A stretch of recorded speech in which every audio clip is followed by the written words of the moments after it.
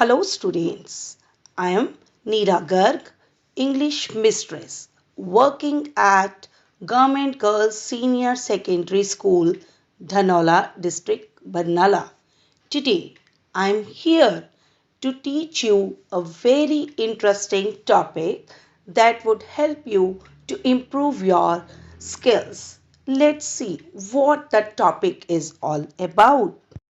Dear students, now I'm showing you certain pictures on your screen ਔਰ ਇਹਨਾਂ pictures ਨੂੰ ਦੇਖ ਕੇ ਬੇਟਾ ਤੁਹਾਨੂੰ ਤਸਵੀਰਾਂ ਨੂੰ ਦੇਖ ਕੇ ਗੈਸ ਕਰਨਾ ਹੈ ਕਿ ਅੱਜ ਦਾ ਆਪਣਾ ਟੌਪਿਕ ਕਿਸ ਵਿਸ਼ੇ ਬਾਰੇ ਹੋ ਸਕਦਾ ਹੈ। ਚਲੋ ਠੀਕ ਹੈ, ਤੁਹਾਡੀ ਕਿਉਰਿਓਸਿਟੀ ਨੂੰ ਹੋਰ ਸ਼ਾਂਤ ਕਰਨ ਦੇ ਲਈ ਮੈਂ ਤੁਹਾਨੂੰ ਇੱਕ ਦੋ ਸਵਾਲ ਪੁੱਛਦੀ ਹਾਂ ਔਰ ਹੋ ਸਕਦਾ ਹੈ ਉਹਨਾਂ ਨੂੰ ਸੁਣ ਕੇ ਸ਼ਾਇਦ ਤੁਹਾਨੂੰ ਅੱਜ ਦਾ ਟੌਪਿਕ ਕਲੀਅਰ ਹੋ ਜਾਏ। ਤੇ ਸਭ ਤੋਂ ਪਹਿਲਾਂ ਆਪਣਾ ਸਵਾਲ ਹੈ, have you ever visited Shimla? ਕੀ ਕਦੇ ਤੁਸੀਂ ਸ਼ਿਮਲਾ ਗਏ ਹੋ? ਹਾਂਜੀ। Question number 2, which season do you like the most? ਦੇਖੋ ਆਪਣੇ ਇੱਥੇ ਬਹੁਤ ਤਰ੍ਹਾਂ ਦੇ ਸੀਜ਼ਨ ਨੇ, ਮੌਸਮ ਨੇ, ਪਰ ਕਿਹੜਾ ਮੌਸਮ ਤੁਹਾਨੂੰ ਸਭ ਤੋਂ ਵਧੀਆ ਲੱਗਦਾ ਹੈ? ਆਈ ਹੋਪ ਕਿ ਤੁਹਾਨੂੰ ਥੋੜ੍ਹਾ ਜਿਹਾ ਤਾਂ ਗੈਸ ਹੋ ਗਿਆ ਹੋਣਾ ਹੈ ਕਿ ਆਪਣਾ ਅੱਜ ਦਾ ਟੌਪਿਕ ਕੀ ਹੈ।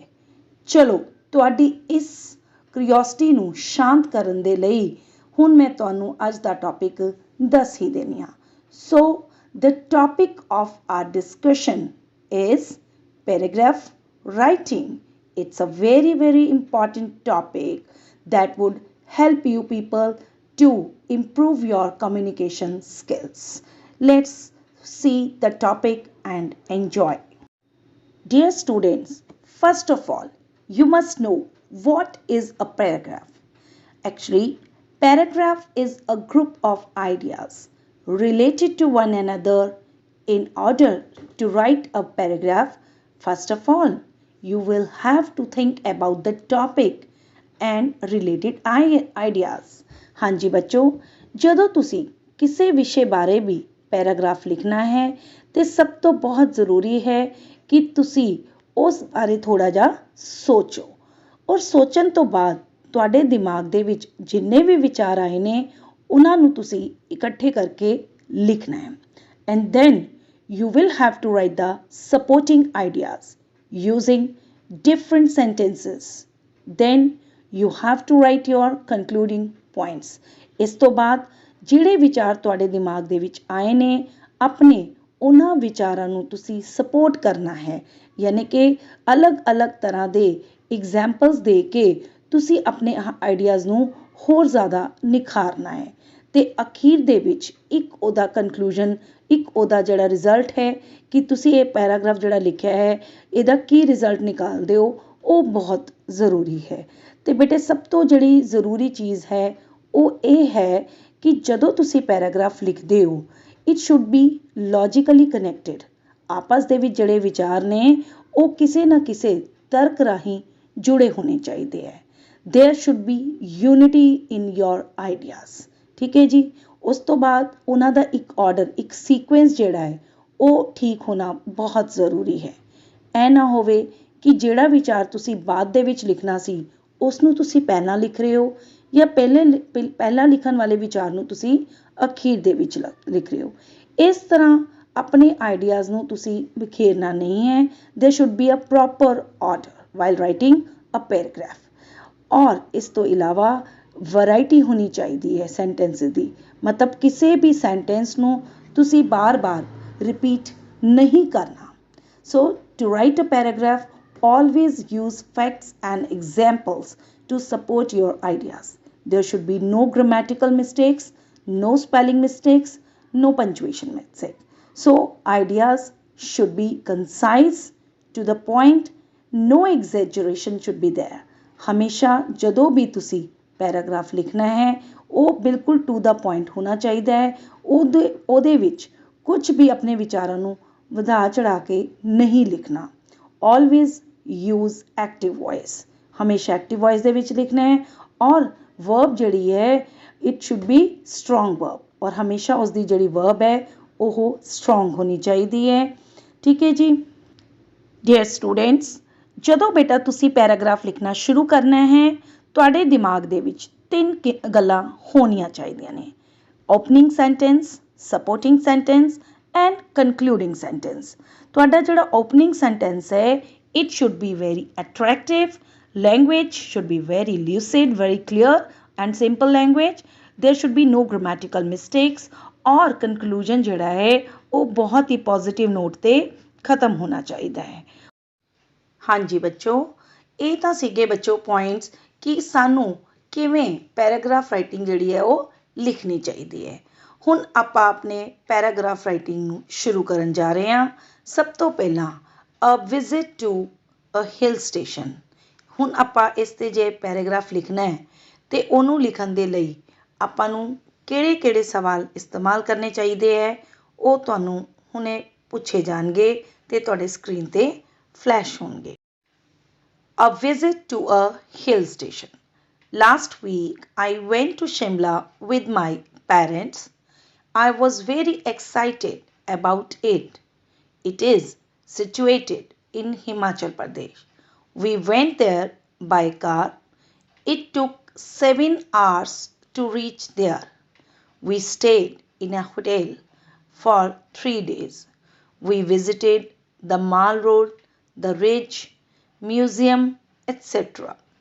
In the evening, we enjoyed the beauty of Shimla, the snow-covered peaks, mountains, and beautiful valleys of Shimla. We enjoyed the food and nature a lot. It was a memorable journey. ਹਾਂਜੀ ਬੇਟਾ, ਇਹ ਸੀਗਾ ਆਪਣਾ paragraph a visit to a hill station. ਹੁਣ ਇਸ ਤੋਂ ਬਾਅਦ ਤੁਹਾਡੀ ਸਕਰੀਨ 'ਤੇ certain questions will be shown to you, ਔਰ ਇਹਨਾਂ ਕੁਐਸਚਨਸ ਦੇ ਵਿੱਚ ਕੀ ਕਰਨਾ ਹੈ ਤੁਸੀਂ? ਇਹ ਉਹ ਸਵਾਲ ਨੇ ਜਿਨ੍ਹਾਂ ਦੇ ਰਾਹੀਂ ਤੁਸੀਂ ਇਸ ਤਰ੍ਹਾਂ ਦੇ ਬਾਕੀ ਦੇ ਪੈਰਾਗ੍ਰਾਫਸ ਵੀ ਡਿਵੈਲਪ ਕਰ ਸਕਦੇ ਹੋ। ਜਿਵੇਂ ਸਭ ਤੋਂ ਪਹਿਲਾ ਪ੍ਰਸ਼ਨ ਜਿਹੜਾ ਹੈ ਤੁਹਾਡੀ ਸਕਰੀਨ 'ਤੇ ਤੁਹਾਨੂੰ ਨਜ਼ਰ ਆ ਰਿਹਾ ਹੋਏਗਾ, wear did you go? Number 2, who did you go with? ਦੇਖੋ ਬੇਟਾ, ਇਹਨਾਂ ਪ੍ਰਸ਼ਨਾਂ ਦੇ ਵਿੱਚ ਤੁਹਾਨੂੰ ਇਹ ਪੁੱਛਿਆ ਗਿਆ ਹੈ ਵੀ ਤੁਸੀਂ ਕਿੱਥੇ ਗਏ ਸੀ। ਮੰਨ ਲਓ ਤੁਸੀਂ ਕਿਤੇ ਜਾ ਕੇ ਆਏ ਹੋ ਔਰ ਆਉਣ ਤੋਂ ਬਾਅਦ ਕੋਈ ਵੀ ਤੁਹਾਡਾ ਫਰੈਂਡ ਜਿਹੜਾ ਹੈ ਜਾਂ ਕੋਈ ਦੂਜਾ ਤੁਹਾਨੂੰ ਕਹਿੰਦਾ ਹੈ ਕਿ ਤੁਸੀਂ ਕਿੱਥੇ ਘੁੰਮ ਕੇ ਆਏ ਸੀ, ਕਿੱਥੇ ਗਏ ਸੀ, ਅਤੇ who did you go with? ਤੁਸੀਂ ਉੱਥੇ ਕਿਸ ਦੇ ਨਾਲ ਗਏ ਸੀ? ਇਹਨਾਂ ਸਵਾਲਾਂ ਦੇ ਰਾਹੀਂ ਜੇ ਤੁਹਾਨੂੰ ਕੋਈ ਵੀ ਪੈਰਾਗ੍ਰਾਫ ਡਿਵੈਲਪ ਕਰਨਾ ਹੋਵੇ, ਠੀਕ ਹੈ ਜੀ, ਤੇ ਤੁਸੀਂ ਕਰ ਸਕਦੇ ਹੋ। ਇਸ ਤੋਂ ਅਗਲਾ ਪ੍ਰਸ਼ਨ ਹੈ, how did you reach there? ਤੁਸੀਂ ਉੱਥੇ ਕਿਵੇਂ ਪਹੁੰਚੇ? ਹਾਊ ਲੌਂਗ ਡਿਡ ਇਟ ਟੇਕ? ਉੱਥੇ ਪਹੁੰਚਣ ਨੂੰ ਤੁਹਾਨੂੰ ਕਿੰਨਾ ਕੁ ਸਮਾਂ ਲੱਗਿਆ? ਬੱਚੋ, ਇਹ ਉਹ ਕੁਐਸਚਨਸ ਨੇ, ਦੋਜ਼ ਆਰ ਫਰੀਕੁਐਂਟਲੀ ਆਸਕਡ, ਜਿਹੜੇ ਕਿ ਅਕਸਰ ਤੁਹਾਨੂੰ ਪੁੱਛੇ ਜਾਂਦੇ ਨੇ ਜੇ ਤੁਸੀਂ ਕਿਤੇ ਘੁੰਮ ਕੇ ਆਏ ਹੋ। ਇਸ ਤੋਂ ਬਾਅਦ ਵੇਅਰ ਡਿਡ ਯੂ ਸਟੇ? ਤੁਸੀਂ ਉੱਥੇ ਕਿੱਥੇ ਰੁਕੇ? Dear students, next question is what did you do during the day? ਦਿਨ ਦੇ ਦੌਰਾਨ ਤੁਸੀਂ ਉੱਥੇ ਕੀ ਕੀਤਾ? ਮਤਲਬ ਜਿੱਥੇ ਵੀ ਤੁਸੀਂ ਘੁੰਮਣ ਗਏ ਹੋ ਉੱਥੇ ਤੁਸੀਂ ਕੀ ਵੇਖਿਆ? And next is what did you do at night? ਅਤੇ ਰਾਤ ਵੇਲੇ ਉੱਥੇ ਤੁਸੀਂ ਕੀ ਕੀਤਾ? ਜਿੱਥੇ ਵੀ ਘੁੰਮਣ ਗਏ ਹੋ ਅਤੇ ਕੀ ਕੁਝ ਵੇਖਿਆ ਰਾਤ ਵੇਲੇ? And the last question is how was your trip? ਕਿ ਵੀ ਤੁਹਾਡਾ ਟ੍ਰਿਪ ਕਿਵੇਂ ਦਾ ਰਿਹਾ? ਦੇਖੋ, ਇਸ ਲਾਸਟ ਵਾਲੇ ਕੁਐਸਚਨ ਦੇ ਵਿੱਚ ਤੁਸੀਂ ਆਪਣਾ ਕਨਕਲੂਜਨ, ਜਿਹੜੀ ਤੁਹਾਡੀ ਫੀਲਿੰਗਸ ਹੈ ਇਸ ਟ੍ਰਿਪ ਦੇ ਦੌਰਾਨ, ਤੁਹਾਨੂੰ ਵਧੀਆ ਲੱਗਿਆ, ਨਹੀਂ ਵਧੀਆ ਲੱਗਿਆ, ਉਹ ਤੁਸੀਂ ਦੱਸੋਗੇ। ਅਤੇ ਇਹ ਉਹ ਸਵਾਲ ਨੇ ਜਿਸ ਦੇ ਰਾਹੀਂ ਆਪਾਂ ਇਸ ਤਰ੍ਹਾਂ ਦੇ ਹੋਰ ਦੂਜੇ ਪੈਰਾਗ੍ਰਾਫ ਵੀ ਡਿਵੈਲਪ ਕਰ ਸਕਦੇ ਹਾਂ। ਇਹਨਾਂ ਦੇ ਵਿੱਚ ਸ਼ੁਰੂ ਦੇ ਕੁਐਸਚਨਸ ਦੇ ਵਿੱਚ ਆਪਾਂ ਨੂੰ ਉਹੀ ਕਿ ਵੀ ਪੁੱਛਿਆ ਗਿਆ ਹੈ ਕਿ ਵੀ ਤੁਸੀਂ ਕਿੱਥੇ ਗਏ, ਕਿਸ ਦੇ ਨਾਲ ਗਏ ਔਰ ਕਿਵੇਂ ਗਏ। ਇਹ ਇੱਕ ਤਰ੍ਹਾਂ ਦੀ ਸਟਾਰਟਿੰਗ ਹੈ ਓਪਨਿੰਗ ਸੈਂਟੈਂਸਿਸ ਦੇ ਨਾਲ। ਫਿਰ ਉਸ ਤੋਂ ਬਾਅਦ ਉਹਨਾਂ ਨੂੰ ਸਪੋਰਟਿੰਗ ਸੈਂਟੈਂਸਿਸ ਜਿਹੜੇ ਆ ਉਹ ਦੇ ਦਿੱਤੇ ਗਏ ਵੀ ਉੱਥੇ ਤੁਸੀਂ ਕੀ ਕੁਝ ਵੇਖਿਆ, ਠੀਕ ਹੈ ਜੀ। ਔਰ ਐਂਡਿੰਗ ਜਿਹੜੀ ਹੈ ਪੈਰਾਗ੍ਰਾਫ ਦੀ, ਜਿਵੇਂ ਆਪਾਂ ਪਹਿਲਾਂ ਗੱਲ ਕੀਤੀ ਸੀ ਵੀ ਹਮੇਸ਼ਾ ਕਿਸੇ ਨਾ ਕਿਸੇ ਕਨਕਲੂਜਨ ਦੇ ਰਾਹੀਂ ਕੀਤੀ ਜਾਂਦੀ ਹੈ ਔਰ ਇਸ ਦੇ ਵਿੱਚ ਹਮੇਸ਼ਾ ਤੁਹਾਡੀ ਫੀਲਿੰਗਸ ਦੱਸੀਆਂ ਜਾਂਦੀਆਂ ਨੇ। ਡੀਅਰ ਸਟੂਡੈਂਟਸ, ਹਾਂਜੀ ਬੇਟਾ, ਇਸ ਤਰ੍ਹਾਂ ਕੋਈ ਵੀ ਪੈਰਾਗ੍ਰਾਫ ਜਿਹੜਾ ਹੈ ਉਹ ਆਪਾਂ ਲਿਖ ਸਕਦੇ ਹਾਂ ਇਹਨਾਂ ਚੀਜ਼ਾਂ ਦਾ ਧਿਆਨ ਰੱਖਦੇ ਹੋਏ। ਹੁਣ ਆਪਾਂ ਗੱਲ ਕਰਾਂਗੇ कि what are the basic elements of a paragraph. किसी भी पैराग्राफ के बेसिक एलिमेंट्स की ने। Number 1 unity, number 2 coherence, number 3 emphasis, and the last one is completeness. Now we'll study them one by one but in brief. सब तो पहला गल करांगे यूनिटी दी। यूनिटी मैंने इकट्ठ। So it is the most important principle for good paragraph. A unified paragraph leaves a reader feeling secure that the writer is in control of her argument and leads the reader towards a clear and satisfying conclusion. Then, coherence. It is the trait that makes the paragraph easily understandable to a reader. It is very important to arrange the link, the sentences between the paragraphs. ਹਾਂਜੀ ਬੇਟਾ, ਸਭ ਤੋਂ ਪਹਿਲੀ ਗੱਲ ਹੈ unity. ਜਦੋਂ ਤੁਸੀਂ ਕੋਈ ਪੈਰਾਗ੍ਰਾਫ ਲਿਖਦੇ ਹੋ, ਉਹਨਾਂ ਦੇ ਸੈਂਟੈਂਸਸ ਦੇ ਵਿੱਚ ਆਪਸ ਦੇ ਵਿੱਚ ਇੱਕ ਯੂਨਿਟੀ ਹੋਣੀ ਚਾਹੀਦੀ ਹੈ। ਤੇ ਸਾਰੇ ਦਾ ਸਾਰਾ ਜਿਹੜਾ ਪੈਰਾਗ੍ਰਾਫ ਹੈ ਉਸਦੇ ਜਿੰਨੇ ਵੀ ਸੈਂਟੈਂਸਸ ਨੇ ਉਹ ਇਸ ਤਰ੍ਹਾਂ ਦੇ ਨਾਲ ਜੁੜੇ ਹੋਣੇ ਚਾਹੀਦੇ ਹੈ ਕਿ ਸਾਹਮਣੇ ਵਾਲੇ ਨੂੰ ਉਹ ਪੜ੍ਹ ਕੇ ਸਮਝ ਆਣ। Then emphasis.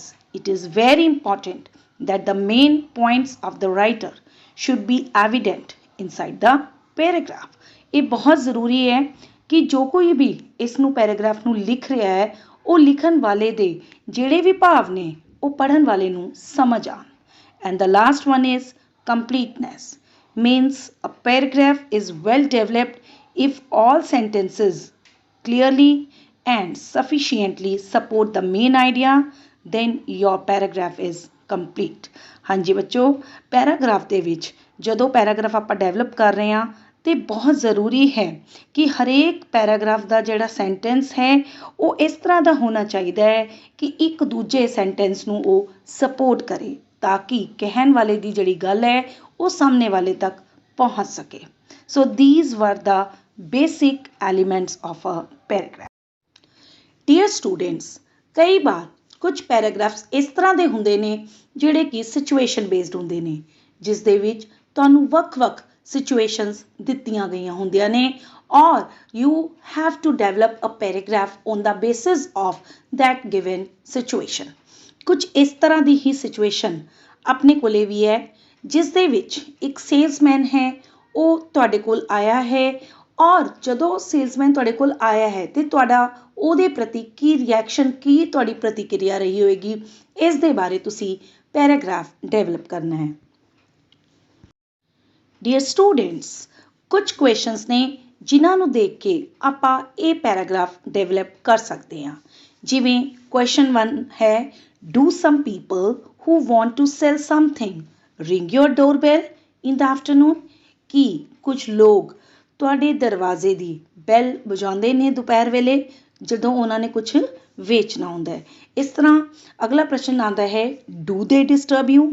ਕੀ ਉਹ ਤੁਹਾਨੂੰ ਡਿਸਟਰਬ ਕਰਦੇ ਨੇ? How do you react? ਇਸ ਸਿਚੁਏਸ਼ਨ ਦੇ ਵਿੱਚ ਤੁਹਾਡਾ ਰਿਐਕਸ਼ਨ ਉਹਨਾਂ ਦੇ ਪ੍ਰਤੀ ਕਿਸ ਤਰ੍ਹਾਂ ਦਾ ਹੁੰਦਾ ਹੈ, ਤੁਹਾਡੀ ਪ੍ਰਤੀਕਿਰਿਆ ਕਿਸ ਤਰ੍ਹਾਂ ਦੀ ਹੁੰਦੀ ਹੈ? Are you polite to them? ਕੀ ਤੁਸੀਂ ਉਹਨਾਂ ਦੇ ਨਾਲ ਬਹੁਤ ਪ੍ਰੇਮ ਨਾਲ ਪੇਸ਼ ਆਉਂਦੇ ਹੋ? Most people are rude to them. ਜ਼ਿਆਦਾਤਰ ਲੋਕ ਉਹਨਾਂ ਦੇ ਪ੍ਰਤੀ ਉਹਨਾਂ ਦਾ ਰਵੱਈਆ ਜਿਹੜਾ ਹੈ ਉਹ ਰੁੱਖਾ ਹੁੰਦਾ ਹੈ।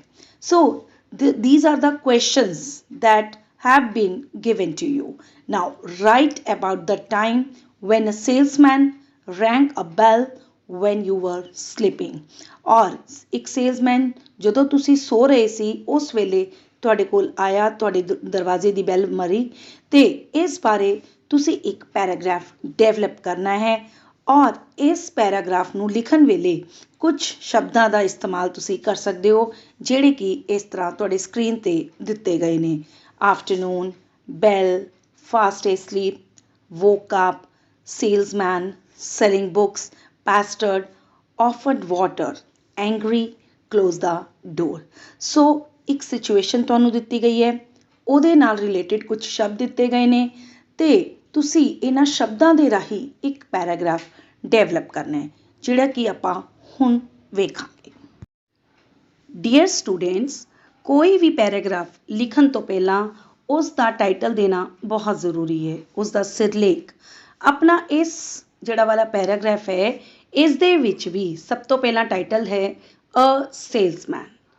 It was summer afternoon. I was fast asleep. All of a sudden, a doorbell rang.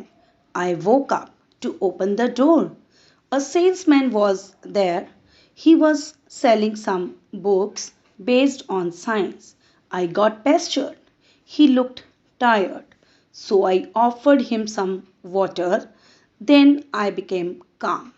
I refused him to buy any of those books. He went away after thanking me for offering him water. I closed the door, but it was not so good experience for me. Dear students, this is the way how paragraphs are written on a particular situation. ਇਸ ਤੋਂ ਬਾਅਦ ਆਪਾਂ ਗੱਲ ਕਰਾਂਗੇ ਡਿਸਕ੍ਰਾਈਬਿੰਗ places ਦੀ ਕਿ ਕਿਸੇ ਖਾਸ place ਬਾਰੇ ਜੇ ਆਪਾਂ ਨੂੰ ਲਿਖਣਾ ਹੋਵੇ ਤੇ ਆਪਾਂ ਉਹ ਕਿਸ ਤਰ੍ਹਾਂ ਲਿਖਾਂਗੇ। ਇਸ ਦੇ ਵਿੱਚ ਚਾਹੇ ਆਪਾਂ ਕਿਸੇ ਸ਼ਹਿਰ ਬਾਰੇ ਗੱਲ ਕਰ ਰਹੇ ਹਾਂ, ਚਾਹੇ ਕਿਸੇ ਵਿਲੇਜ ਬਾਰੇ ਗੱਲ ਕਰ ਰਹੇ ਹਾਂ ਤੇ ਉੱਥੇ ਆਪਾਂ ਨੂੰ ਕੀ ਕੁਝ ਲਿਖਣਾ ਪੈਂਦਾ ਹੈ ਕਿ ਕਿਵੇਂ ਆਪਾਂ ਨੂੰ ਉਹਦੀ ਲੋਕੇਸ਼ਨ, ਉਹਦੀ ਪੋਪੂਲੇਸ਼ਨ ਜਾਂ ਉਹਦੇ ਕੋਈ ਖਾਸ ਜਿਹੜੇ ਲੈਂਡਮਾਰਕਸ ਨੇ ਉਹਨਾਂ ਬਾਰੇ ਕਿਵੇਂ ਲਿਖਣਾ ਹੈ। Let's see. ਸਭ ਤੋਂ ਪਹਿਲਾਂ a village scene. This is a village. It is very small. There are many trees. There are fields. There is greenery. There are mud huts. There is no traffic. There is no pollution. People lead a very simple life in it. They do farming. They help one another. Children play on the roads. They live together and play together. I love to live in the village.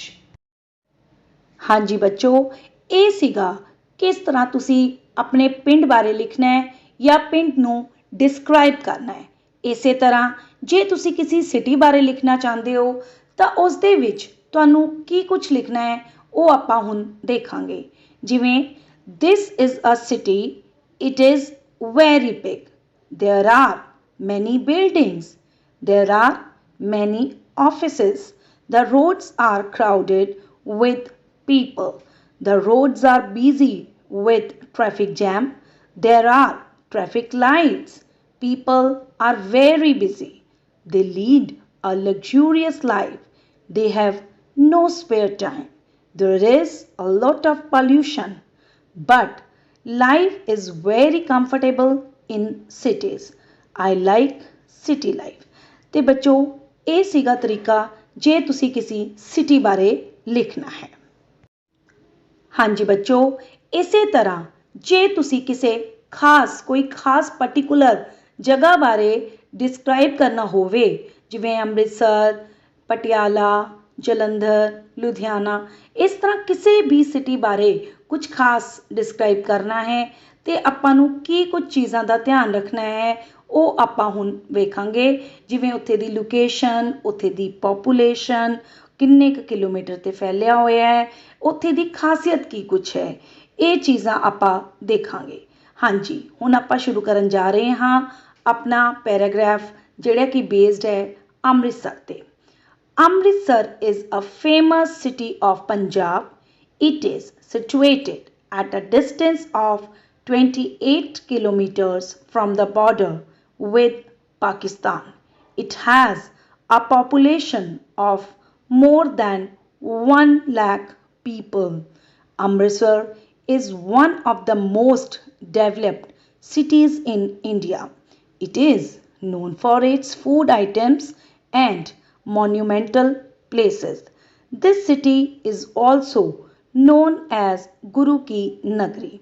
It has famous holy shrine of Sikhs named the Golden Temple. This beautiful city is really worth seeing. ਹਾਂਜੀ ਬੱਚੋ, ਇਹ ਸੀਗਾ ਤੁਹਾਡਾ paragraph Amritsar ਬਾਰੇ। ਇਸ ਤਰ੍ਹਾਂ ਜਦੋਂ ਵੀ ਤੁਸੀਂ ਕੋਈ ਵੀ ਪੈਰਾਗ੍ਰਾਫ ਲਿਖਣਾ ਹੈ ਤਾਂ ਜੇ ਡਿਸਕ੍ਰਾਈਬਿੰਗ ਵਾਲੀ ਗੱਲ ਚੱਲ ਰਹੀ ਹੈ, ਡਿਸਕ੍ਰਾਈਬਿੰਗ ਪਲੇਸ ਹੈ ਤਾਂ ਉਸ ਦੇ ਵਿੱਚ ਤੁਸੀਂ ਉਸ ਜਗ੍ਹਾ 'ਤੇ ਕੀ ਕੁਝ ਵੇਖਦੇ ਹੋ ਜਾਂ ਕੀ ਕੁਝ ਤੁਹਾਨੂੰ ਉਸ ਦੀ ਨੌਲੇਜ ਹੈ, ਤੁਹਾਨੂੰ ਉਹਦੇ ਫੈਕਟਸ ਬਾਰੇ ਦੱਸਣਾ ਪਏਗਾ। ਹਾਂਜੀ, ਇਸ ਤੋਂ ਬਾਅਦ ਹੁਣ ਆਪਾਂ ਇੱਕ ਰਿਵਿਊ ਲਿਆਂਗੇ ਕਿ ਆਪਣੇ ਪੈਰਾਗ੍ਰਾਫਸ ਲਿਖਣ ਦੇ ਲਈ ਸਾਨੂੰ ਕਿਹੜੇ ਪੁਆਇੰਟਸ ਦੀ ਜ਼ਰੂਰਤ ਹੁੰਦੀ ਹੈ। Let's C. Dear students, one thing keep in your mind while writing descriptive paragraphs that these paragraphs are facts based. ਇਹਨਾਂ ਦੇ ਵਿੱਚ ਆਪਾਂ ਨੂੰ ਜਿਹੜੀ ਅਸਲੀਅਤ ਹੈ ਉਹ ਹੀ ਡਿਪਿਕਟ ਕਰਨੀ ਪੈਂਦੀ ਹੈ, ਦਰਸਾਉਣੀ ਪੈਂਦੀ ਹੈ। ਇਸ ਕਰਕੇ there are certain things that you have to keep in your mind while writing descriptive paragraphs. Number 1, think of all possible relevant points. ਹਾਂਜੀ ਬੱਚੋ, ਪੈਰਾਗ੍ਰਾਫ ਦੇ ਨਾਲ ਸੰਬੰਧਿਤ ਜਿੰਨੇ ਵੀ ਪੁਆਇੰਟਸ ਨੇ, ਜਿਹੜੇ ਵਿਚਾਰ ਨੇ, ਉਹ ਪਹਿਲਾਂ ਸੋਚੋ। Number 2, organize your points or ideas. ਫਿਰ ਤੁਹਾਡੇ ਦਿਮਾਗ ਦੇ ਵਿੱਚ ਜਿੰਨੇ ਵੀ ਵਿਚਾਰ ਨੇ ਉਹਨਾਂ ਨੂੰ ਇੱਕ ਸਿਸਟਮੈਟਿਕ ਤਰੀਕੇ ਦੇ ਨਾਲ ਆਪਸ ਦੇ ਵਿੱਚ ਜੋੜਨਾ ਹੈ। Number 3, put your ideas in a logical order. ਔਰ ਫਿਰ ਜਿਹੜੇ ਵਿਚਾਰ ਤੁਹਾਡੇ ਮਨ ਦੇ ਵਿੱਚ ਆਏ ਸੀ ਉਹਨਾਂ ਨੂੰ ਇੱਕ ਤਰਕ ਦੇ ਆਧਾਰ 'ਤੇ ਆਪਸ ਦੇ ਵਿੱਚ ਜੋੜਨਾ ਹੈ। Number 4, be appropriate and relevant. ਸਭ ਤੋਂ ਜ਼ਰੂਰੀ ਗੱਲ ਹੈ ਕਿ ਜਿਹੜੇ ਵਿਚਾਰ ਨੇ ਉਹ ਬਿਲਕੁਲ ਤੁਹਾਡੇ ਪੈਰਾਗ੍ਰਾਫ ਦੇ ਨਾਲ ਮੈਚ ਖਾਂਦੇ ਹੋਣ, ਨਾ ਕਿ ਇੱਧਰ ਉੱਧਰ ਦੀਆਂ ਗੱਲਾਂ ਹੋਣ। ਔਰ last is be careful about expressions, fluency and accuracy. ਜਦੋਂ ਵੀ ਪੈਰਾਗ੍ਰਾਫ ਲਿਖਣਾ ਹੈ ਉਸ ਦੇ ਵਿੱਚ ਜਿਹੜੀ ਤੁਹਾਡੀ ਲੈਂਗੁਏਜ ਹੈ ਉਹਦੇ ਵਿੱਚ ਕਿਸ ਤਰ੍ਹਾਂ ਦੇ ਐਕਸਪ੍ਰੈਸ਼ਨਸ ਤੁਸੀਂ ਯੂਜ਼ ਕਰ ਰਹੇ ਹੋ, ਉਹਦਾ ਫਲੋ ਕਿਵੇਂ ਦਾ ਹੈ ਤੁਹਾਡੀ ਲੈਂਗੁਏਜ ਦਾ, ਉਹਦੇ ਵਿੱਚ ਕੋਈ ਗ੍ਰਾਮੈਟੀਕਲ ਮਿਸਟੇਕ ਨਾ ਹੋਵੇ, ਕੋਈ ਸਪੈਲਿੰਗ ਮਿਸਟੇਕਸ ਨਾ ਹੋਣ, ਅਤੇ ਬਹੁਤ ਹੀ ਐਕੂਰੇਟ ਤਰੀਕੇ ਦੇ ਨਾਲ ਪੈਰਾਗ੍ਰਾਫ ਜਿਹੜਾ ਹੈ ਉਹ ਲਿਖਿਆ ਹੋਣਾ ਚਾਹੀਦਾ ਹੈ। ਹਾਂਜੀ ਬੱਚੋ, ਬੇਟਾ ਜਦੋਂ ਆਪਾਂ ਪਰਸਨਸ ਦੇ ਬਾਰੇ ਕੁਝ ਲਿਖਣਾ ਹੈ, ਉਹਨਾਂ ਨੂੰ ਡਿਸਕ੍ਰਾਈਬ ਕਰਨਾ ਹੈ, ਅਤੇ ਕੁਝ ਚੀਜ਼ਾਂ ਦਾ ਆਪਣੇ ਦਿਮਾਗ ਦੇ ਵਿੱਚ ਖਿਆਲ ਹੋਣਾ ਚਾਹੀਦਾ ਹੈ, ਜਿਵੇਂ ਕਿ name of that person, then his or her age, ਉਹਦੀ ਹਾਈਟ, ਉਹਦਾ ਬਿਲਡ ਵੀ ਦੇਖਣ ਨੂੰ ਕਿਵੇਂ ਹੈ, ਥਿਨ ਹੈ, ਫੈਟ ਹੈ, ਸਕਿਨੀ ਹੈ, ਕਿਸ ਤਰ੍ਹਾਂ ਦਾ ਹੈ, ਔਰ ਉਹਦੀ ਸਾਰੀ ਅਪੀਅਰੈਂਸ, ਉਹਦਾ ਫੇਸ ਕਿਸ ਤਰ੍ਹਾਂ ਦਾ ਹੈ, ਓਵਲ ਹੈ, ਰਿੰਕਲਡ ਹੈ, ਠੀਕ ਹੈ ਜੀ, ਉਸਦੀ ਆਈਜ਼ ਕਿਸ ਤਰ੍ਹਾਂ ਦੀਆਂ ਨੇ, ਜਾਂ ਉਹਦਾ ਕੰਪਲੈਕਸ਼ਨ ਕਿਸ ਤਰ੍ਹਾਂ ਦਾ, ਫੇਅਰ ਹੈ, ਡਾਰਕ ਹੈ, ਉਹਦੇ ਹੇਅਰ ਕਿਸ ਤਰ੍ਹਾਂ ਦੇ ਨੇ, ਸਟ੍ਰੇਟ ਨੇ, ਕਰਲੀ ਨੇ, ਇਹ ਸਾਰੀਆਂ ਗੱਲਾਂ ਦਾ ਆਪਾਂ ਨੂੰ ਧਿਆਨ ਰੱਖਣਾ ਪੈਂਦਾ ਹੈ। ਉਹਦੇ ਕਲੋਥਸ ਕਿਸ ਤਰ੍ਹਾਂ ਦਾ ਉਹ ਬਣ ਕੇ ਰਹਿੰਦਾ ਹੈ, ਟਾਈਡੀ ਰਹਿੰਦਾ ਹੈ, ਮੈਸੀ ਰਹਿੰਦਾ ਹੈ, ਜਾਂ ਸਮਾਰਟਲੀ ਡਰੈਸਅਪ ਹੁੰਦਾ ਹੈ। ਫਿਰ ਇਸ ਤੋਂ ਅਗਲੀ ਗੱਲ ਹੈ ਉਹਦਾ ਜਿਹੜਾ ਰਿਲੇਸ਼ਨਸ਼ਿਪ ਹੈ ਟੂ ਦਾ ਰਾਈਟਰ, ਜਿਹੜਾ ਬੰਦਾ ਲਿਖ ਰਿਹਾ ਉਸ ਦੇ ਬਾਰੇ ਵਿੱਚ, ਉਸ ਦਾ ਕੀ ਲੱਗਦਾ ਹੈ ਰਿਲੇਸ਼ਨਸ਼ਿਪ ਦੇ ਵਿੱਚ, ਉਹਦਾ ਫਾਦਰ ਹੈ, ਮਦਰ ਹੈ, ਟੀਚਰ ਹੈ, ਕੀ ਹੈ। ਦੈਨ ਐਜੂਕੇਸ਼ਨ ਜਾਂ ਉਹਦੀ ਕੁਆਲੀਫਿਕੇਸ਼ਨਸ, ਵੀ ਉਹ ਕਿੰਨਾ ਕੁ ਪੜ੍ਹਿਆ ਲਿਖਿਆ ਹੈ ਜਾਂ ਉਸਦਾ ਕਿੱਤਾ ਕੀ ਹੈ। ਇਸ ਤੋਂ ਅਗਲੀ ਗੱਲ ਹੈ ਉਹਦਾ ਐਟੀਟਿਊਡ, ਉਹਦੀ ਵੈਲਿਊਜ਼, ਵੀ ਕਿਸ ਤਰ੍ਹਾਂ ਦੀਆਂ ਵੈਲਿਊਜ਼ ਉਹ ਰੱਖਦਾ ਹੈ, ਵੀ ਚੰਗਾ ਹੈ, ਮਾੜਾ ਹੈ ਨਾ, ਕਾਇੰਡ ਹੈ, ਨਾਈਸ ਹੈ। ਉਹਦੀ ਪਰਸਨੈਲਿਟੀ, ਉਹਦਾ ਕੈਰੈਕਟਰ, ਚਾਹੇ ਉਹ ਪ੍ਰੋਫੈਸ਼ਨਲੀ ਆਪਾਂ ਗੱਲ ਕਰੀਏ ਚਾਹੇ ਪਰਸਨਲੀ ਕਰੀਏ, ਉਹਦਾ ਇੰਟਲੈਕਚੁਅਲ ਉਹਦੀ ਗੱਲ ਕਰੀਏ, ਠੀਕ ਹੈ ਜੀ, ਉਹਦਾ ਮੂਡੀ ਹੈ, ਸੈਲਫਿਸ਼ ਹੈ, ਐਨਰਜੈਟਿਕ ਹੈ। ਇਹ ਸਾਰੀਆਂ ਚੀਜ਼ਾਂ ਦਾ ਧਿਆਨ ਰੱਖਦੇ ਹੋਏ ਆਪਾਂ ਕਿਸੇ ਪਰਸਨ ਨੂੰ ਡਿਸਕ੍ਰਾਈਬ ਕਰ ਸਕਦੇ ਹਾਂ। ਔਰ ਐਂਡ ਦੇ ਵਿੱਚ ਆਪਾਂ ਨੇ ਜਿਹੜਾ ਵੀ ਰਾਈਟਰ ਹੈ ਉਸਦਾ ਉਸ ਪਰਸਨ ਬਾਰੇ ਕੀ ਓਪੀਨੀਅਨ ਹੈ, ਕੀ ਉਸਨੂੰ ਉਹ ਸਮਝਦਾ ਹੈ, ਠੀਕ ਹੈ ਜੀ, ਕਿ ਉਹਨੂੰ ਕਿੰਨਾ ਕੁ ਵਧੀਆ ਲੱਗਦਾ ਜਾਂ ਨਹੀਂ ਲੱਗਦਾ, ਉਹਦੀ ਪਰਸਨਲ ਫੀਲਿੰਗਸ ਆਪਾਂ ਲਿਖਾਂਗੇ। ਡੀਅਰ ਸਟੂਡੈਂਟਸ, ਹੁਣ ਆਪਾਂ ਗੱਲ ਕਰਾਂਗੇ ਡਿਸਕ੍ਰਾਈਬਿੰਗ ਪਲੇਸਿਸ ਦੀ, ਅਤੇ ਕੁਝ ਗੱਲਾਂ ਜਿਹੜੀਆਂ ਕਿ ਜਦੋਂ ਆਪਾਂ ਡਿਸਕ੍ਰਾਈਬ ਕਰਨਾ ਹੈ ਪਲੇਸ ਨੂੰ ਤਾਂ ਉਹ ਕਿਵੇਂ ਕਰਨਾ ਹੈ। ਉਹਦਾ name and type of place ਲਿਖਾਂਗੇ ਵੀ ਕਿਸ ਤਰ੍ਹਾਂ ਦੀ ਜਗ੍ਹਾ ਹੈ, ਕੋਈ ਹੌਸਪੀਟਲ ਹੈ, ਕੋਈ ਸਿਟੀ ਹੈ, ਕੋਈ ਵਿਲੇਜ ਹੈ, ਉਹਦਾ ਲੋਕੇਸ਼ਨ ਜਾਂ ਸਰਾਊਂਡਿੰਗਸ, ਉਹਦੇ ਆਲੇ ਦੁਆਲੇ ਕੀ ਕੁਛ ਹੈ, ਉਹਦਾ ਸ਼ੇਪ ਐਂਡ ਸਾਈਜ਼ ਵੀ ਕਿੰਨਾ ਵੱਡਾ ਹੈ, ਛੋਟਾ ਹੈ, ਕੀ ਹੈ ਕੀ ਨਹੀਂ। ਉੱਥੇ ਟਰਾਂਸਪੋਰਟ ਕਨੈਕਟੀਵਿਟੀ ਵੀ ਯਾਤਾਯਾਤ ਦਾ ਜਾਂ ਕਹਿ ਲਓ ਕਿ ਆਵਾਜਾਈ ਦਾ ਕਿਹੜਾ ਸਾਧਨ ਹੈ ਉੱਥੇ ਤੱਕ ਪਹੁੰਚਣ ਦਾ। ਉਹਦਾ ਪਰਪਸ ਐਂਡ ਯੂਜ਼, ਵੀ ਉੱਥੇ ਕਿਹੜੀ ਚੀਜ਼ ਜਿਹੜੀ ਹੈ ਵਧੀਆ ਹੈ, ਉੱਧਰਲਾ ਕਲਾਈਮੇਟ ਕਿਸ ਤਰ੍ਹਾਂ ਦਾ ਹੈ, ਗਰਮੀ ਹੈ, ਸਰਦੀ ਹੈ, ਉੱਧਰਲਾ ਇਨਫਰਾਸਟਰਕਚਰ ਕਿਸ ਤਰ੍ਹਾਂ ਦਾ ਹੈ, ਵੀ ਵਧੀਆ ਹੈ ਬਿਲਡਿੰਗ ਜਾਂ ਨਹੀਂ ਹੈ। ਔਰ ਐਮਿਨਿਟੀਜ਼, ਵੀ ਉੱਥੇ ਤੁਹਾਨੂੰ ਜਾ ਕੇ ਕਿੰਨਾ ਕੁ ਕੰਫਰਟ ਲੱਗਦਾ ਹੈ। ਇਹ ਸਾਰੀਆਂ ਗੱਲਾਂ ਦਾ ਆਪਾਂ ਨੂੰ ਖਿਆਲ ਰੱਖਣਾ ਪਏਗਾ। Dear students, you all might have enjoyed the whole session of paragraph writing. ਹਾਂਜੀ ਬੱਚੋ, ਹੁਣ ਵਾਰੀ ਹੈ ਆਪਣੀ ਹੋਮ ਅਸਾਈਨਮੈਂਟ ਦੀ। ਆਪਣੀ ਆਪਣੀ ਨੋਟਬੁੱਕਸ ਤੇ ਇਹ ਹੋਮ ਅਸਾਈਨਮੈਂਟ ਨੋਟ ਕਰ ਲਓ ਔਰ ਇਹਨਾਂ ਦੇ ਉੱਤੇ ਤੁਸੀਂ ਪੈਰਾਗ੍ਰਾਫ ਰਾਈਟਿੰਗ ਲਿਖਣੀ ਹੈ। ਸਭ ਤੋਂ ਪਹਿਲਾਂ ਹੈ, last summer vacation you went to your friend's village. His grandmother looked after you as if you were her grandchild. Describe in your words. ਹਾਂਜੀ ਬੱਚੋ, ਇਸ ਦੇ ਵਿੱਚ ਤੁਸੀਂ ਆਪਣੇ ਇਸ ਇੱਕ ਫਰੈਂਡ ਦੇ ਘਰੇ ਪਿੰਡ ਦੇ ਵਿੱਚ ਗਏ, ਉੱਥੇ ਉਸ ਦੀ ਦਾਦੀ ਮਾਂ ਨੇ ਤੁਹਾਨੂੰ ਬਿਲਕੁਲ ਆਪਣੇ ਪੋਤੇ ਵਾਂਗੂ ਟਰੀਟ ਕੀਤਾ। ਇਸ ਬਾਰੇ ਤੁਸੀਂ ਆਪਣੇ ਵਿਚਾਰ ਲਿਖਣੇ ਹੈ। ਇਹ ਬੇਟਾ ਸਿਚੁਏਸ਼ਨ ਬੇਸਡ ਇੱਕ ਪੈਰਾਗ੍ਰਾਫ ਹੈ ਤੇ ਤੁਸੀਂ ਇਸ ਨੂੰ ਉਸੇ ਹਿਸਾਬ ਨਾਲ ਲਿਖਣਾ।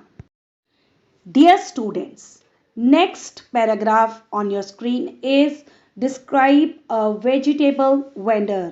ਹਾਂਜੀ ਬੱਚੋ, ਹੁਣ ਤੁਸੀਂ ਵੈਜੀਟੇਬਲ ਵੇਚਣ ਵਾਲੇ ਬਾਰੇ ਡਿਸਕ੍ਰਾਈਬ ਕਰਨਾ ਹੈ।